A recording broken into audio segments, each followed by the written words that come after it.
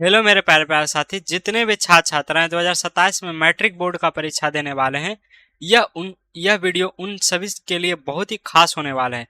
Video को शुरू से अंत तक जरूर देखिएगा। आज के इस वीडियो में हम सोशल साइंस का मोस्ट इंपोर्टेंट ऑब्जेक्टिव क्वेश्चन करवाने वाले हैं, जो बोर्ड एग्जाम में आपको देखने को मिलेंगे। इस वीडियो को अंत तक जरूर देखिएगा और खुद से बनाने का प्रयास कीजिएगा। चलिए वीडियो को स्टार्ट करते हैं। पहला क्वेश्चन देखिए, इटली एवं जर्मनी के एकीकरण के विरुद्ध कौन था? इटली और जर्मनी के एकीकरण के विरुद्ध साथियों कौन था? ऑस्ट्रिया था। मतलब जैसे कि भारत के आजादी के विरुद्ध कौन था? ब्रिटेन था। अंग्रेज से हम लड़ रहे थे, उसी प्रकार जब इटली और जर्मनी का एकीकरण हुआ था, सामने ऑस्ट्रिया था।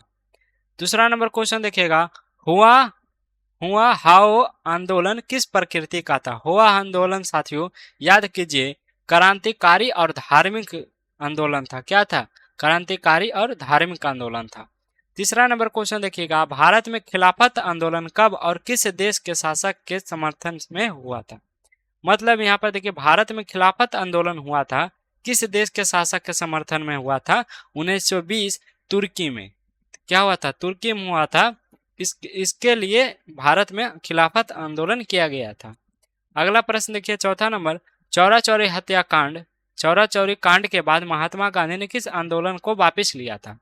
चौरा चौरा हत्याकांड में साथियों जब हुआ, इस चौरा चौरी हत्याकांड में क्या हुआ था? इसमें एक जो झुंड था वो पुलिस थाना में आग लगा देते हैं, जिससे 22 पुलिस कर्मी जो क्या होते हैं, वो उनका देहांत हो जाता है, जिसके कारण से महात्मा गांधी ने असहयोग आंदोलन क्या किए थे, वो हटा छोड़ दिए थे, क्योंकि महात्मा गांधी अहिंसावादी थे। मतलब वो हिंसा को नहीं मानते थे।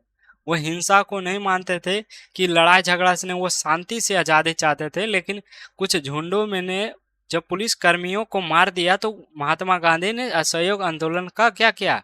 खत्म कर दिया था। पांचवा नंबर क्वेश्चन देखिए, वल्लभ भाई पटेल को सरदार की उपाधि किस किसान आंदोलन के दौरान हुए? जो पहले, जैसे कि हम बोलते हैं सरदार वल्लभ भाई पटेल, पहले उनका नाम वल्लभ भाई पटेल था। लेकिन जब वो कौन सा ऐसा आंदोलन था, तो वो आंदोलन था बारदोली के आंदोलन में, जो हमारे वल्लभ भाई पटेल को सरदार की उपाधि दी गई थी। आज हम उनको नाम से जानते हैं, सरदार वल्लभ भाई पटेल। ये भारत के जितने भी प्रांत थे, जब आज़ादी हो रहा था, सब अलग अलग देश थे, सभी को मिलाकर एकजुट करने में, भारत का निर्माण में सरदार वल्लभ भाई पटेल का बहुत ही महत्वपूर्ण योगदान है। चलिए अगला प्रश्न देखिए, छठा नंबर क्वेश्चन, देश के बांधों को भारत का मंदिर कहा गया। देश के बांधों को कौन सा ऐसा व्यक्ति था जिसको भारत का मंदिर कहा गया था? देश के बांधों को भारत का मंदिर पंडित नेहरू ने किया था, जवाहरलाल नेहरू ने किया था, जो कि इंडिया के प्रथम स्वतंत्र प्रधानमंत्री थे। स्वतंत्र भारत के सबसे पहला प्रधानमंत्री जवाहरलाल नेहरू थे। चलिए अगला प्रश्न देखिए, सातवां नंबर क्वेश्चन, प्राणियों के शरीर में कितना प्रतिशत जल की मात्रा निहित होती है? मतलब प्राणियों के शरीर में कितना परसेंट पानी होती है? 65%। कितनी होती है? 65% पानी होती है। आठवां नंबर क्वेश्चन देखिएगा, बिहार में अति जल दोहन किस तत्व का संरक्षण बढ़ा है?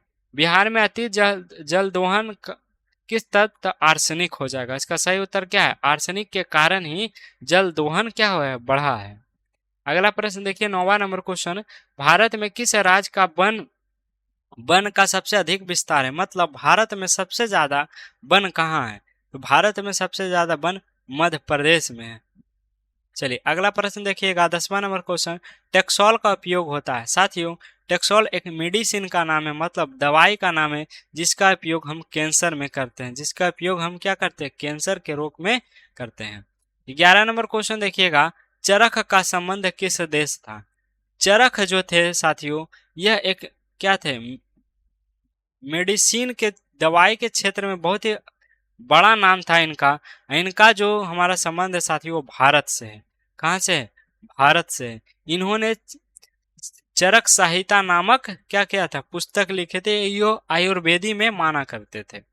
चलिए 12वां नंबर क्वेश्चन देखिए, सांप्रदायिक राजनीति किस आधार पर होती है? सांप्रदायिक मतलब किसी एक एक व्यक्ति के लिए राजनीति करना, तो धर्म पर सांप्रदायिक राजनीतिक की आधारित होती है। 13 नंबर क्वेश्चन देखिए, नर्मदा बचाओ आंदोलन का संबंध है। नर्मदा एक नदी का नाम है साथियों, तो नदी पर्यावरण से ही संबंधित होगा। क्या है? पर्यावरण से ही संबंधित होगा। 14 नंबर क्वेश्चन देखिए, बहुजन समाज पार्टी के स्थापक कौन थे? मतलब बहुजन समाज पार्टी की स्थापना किसने की थी? तो बहुजन समाज पार्टी की स्थापना काशीराम ने 1934 में की थी। कब की थी? 1934 में की थी। 15 नंबर क्वेश्चन देखिएगा, दल बदल कानून किस पर लागू होता? मतलब एक दल से वो दल जा सकते हैं कौन? तो ये लागू केवल होता सांसदों और विधायक पर। सांसदों और विधायक एक पार्टी से दूसरे पार्टी तक जा सकते हैं।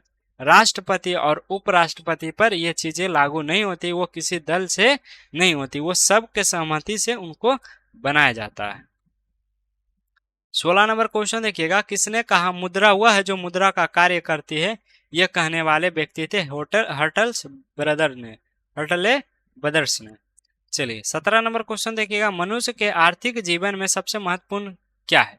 मनुष्य के आर्थिक जीवन में सबसे ज्यादा महत्वपूर्ण मुद्रा है। मुद्रा के कारण ही सारा चीज अभी अच्छे तरीके से व्यवस्थित। यदि मुद्रा नहीं होगा तो आर्थिक जीवन बिल्कुल इधर उधर हो जाएगा, तितर बितर हो जाएगा। 18 नंबर क्वेश्चन देखिएगा, भारत में सहकारिता आंदोलन का प्रारंभ कब हुआ था? भारत में सहकारिता आंदोलन का प्रारंभ 1904 ईस्वी में हुआ था। कब हुआ था? 1904 ईस्वी में हुआ था। 19 नंबर क्वेश्चन देखिए, स्वर्ण आभूषण को की शुद्धता की सुनिश्चित करने के लिए किस मान्यता प्राप्त का चिन्ह होना आवश्यक है? कैसे हम पता करेंगे कि जो सोना का आभूषण वो शुद्ध है तो उस पर एक हॉल मार्क लगा रहा था। क्या लगा रहा था? उसमें हॉल मार्क लगा रहा था। आप देखेंगे सुनार के दुकान में कि हॉल मार्क द्वारा प्रमाणित किया गया है तो ही वो शुद्ध सोना होता है, ऐसा अन्यथा वो नहीं होता। 20 नंबर क्वेश्चन देखिएगा, भारत में उपभोक्ता संरक्षण अधिनियम कब पारित हुआ गया था? मतलब कब लागू हुआ था? तो 1986 ईस्वी में। अगला प्रश्न देखिए 21 नंबर, गरीबी कैंसर का रोग की तरह यह किसने कहा था? जो गरीबी है वो कैंसर के रोग की तरह है, यह कहा था कुंजेट ने, अर्थशास्त्र कुंजेट ने कहा था। 22 नंबर क्वेश्चन देखिए, सूखा के लिए उत्तरदायी कारक है। मतलब सूखा कब होता है? वर्षा की कमी के कारण। सूखा कब होगा? वर्षा के कमी के कारण। 23 नंबर क्वेश्चन देखिए, बाढ़ की समस्या लोगों को किस स्थान पर जाना चाहिए? यदि हमारे बाढ़ आ जाए, हमारे एरिया में बाढ़ आ जाए तो हम क्या करेंगे? तो सबसे पहले ऊंची भूमि वाले स्थान पर जाइए। सबसे पहले क्या कीजिए, ऊंची जो भी ऊंचा है आपके पहाड़ घर, तो ऊंची वाले स्थान पर जाइए, अन्यथा आप डूब के मर सकते हैं। 24 नंबर क्वेश्चन देखिए, बाढ़ आती है तो मलबे के नीचे दबे लोगों को पता लगाने के लिए किस यंत्र की मदद लिया जाती है? तो इसका सही उत्तर इंफ्रारेड कैमरा है। इंफ्रारेड कैमरा के द्वारा जो मलबे के, देखिए अभी असम में बाढ़ आया हुआ, असम में बाढ़ आया तो मलबे बहुत सारा, जो बाढ़ आता है तो अपने साथ मलबे लेके आता है, मिट्टी लेके आता है, उसके अंदर इंसान दब जाते हैं। तो हम कैसे पता करेंगे? तो इंफ्रारेड कैमरा के द्वारा।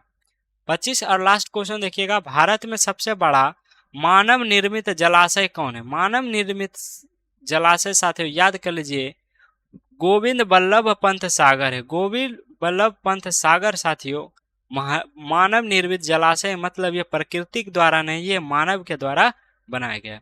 साथियों इस प्रकार से इस पार्ट 4 में भी हमने 25 क्वेश्चन किए थे। इससे पहले हमने पार्ट 1